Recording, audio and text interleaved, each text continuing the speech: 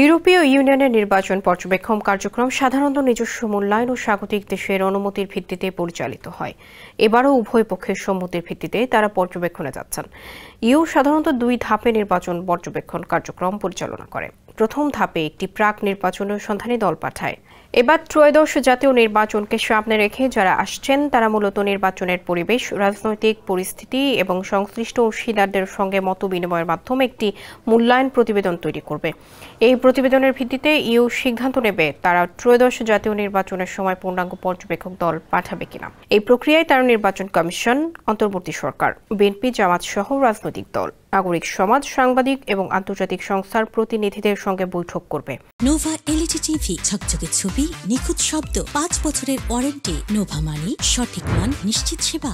দলটি সাধারণত নির্বাচনের স্বচ্ছতা, অংশগ্রহণ নিশ্চিতকরণ, সহিংসতা ও ভয়ের পরিবেশ আছে কিনা এসব বিষয়ে খতিয়ে দেখবে।